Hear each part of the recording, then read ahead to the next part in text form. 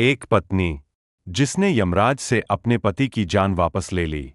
एक ऐसा व्रत जिसे करने से पति की उम्र बढ़ती है। और एक ऐसा बरगद का पेड़ जो आज भी अमर प्रेम का प्रतीक माना जाता है।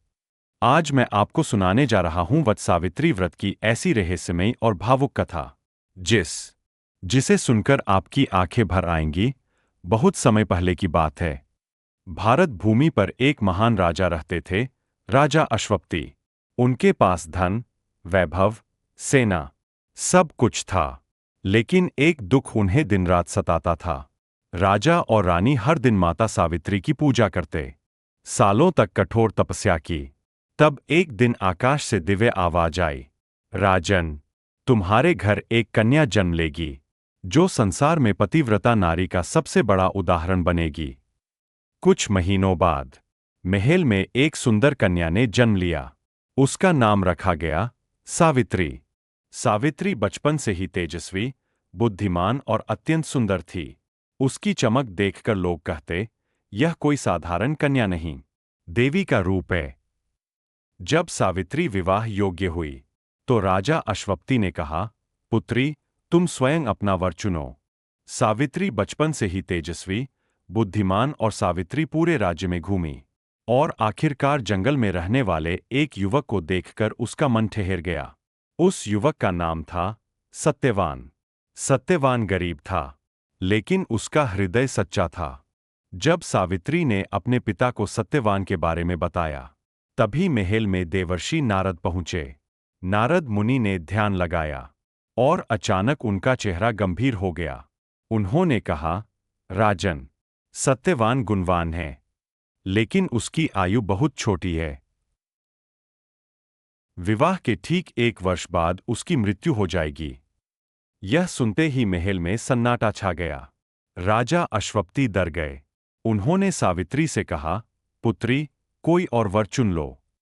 लेकिन सावित्री मुस्कुराई और बोली, पिताजी, भारतीय नारी केवल एक बार पति चुनती है और मैंने सत्यवान को अपना पति मान लिया है। सावित्री और सत्यवान का विवाह हो गया। राजमहल छोड़कर सावित्री जंगल में रहने लगी। वह अपने सास ससुर की सेवा करती, पति का हर दुख बांटती, लेकिन उसके मन में हर दिन एक डर बढ़ रहा था। नारद मुनि की भविष्यवाणी का अंतिम दिन नजदीक आ रहा था।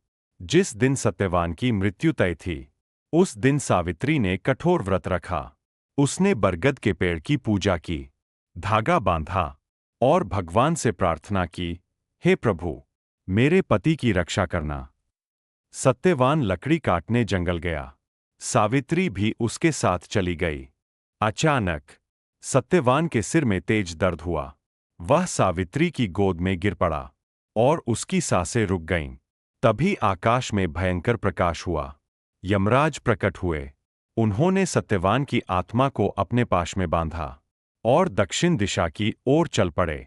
लेकिन सावित्री भी उनके पीछे पीछे चलने लगी। यमराज बोले, देवी, अब लौट जाओ, यह संसार का नियम है।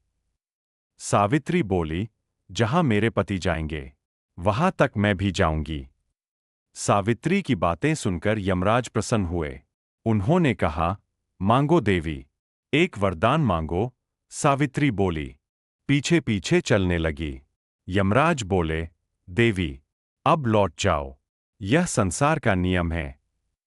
सावित्री बोली, जहां मेरे पति जाएंगे, वहां तक मैं भी जाऊंगी। सावित्री की बातें सुनकर यमराज प्रसन्न हुए। उन्होंने कहा, मांगो देवी, एक वरदान मांगो।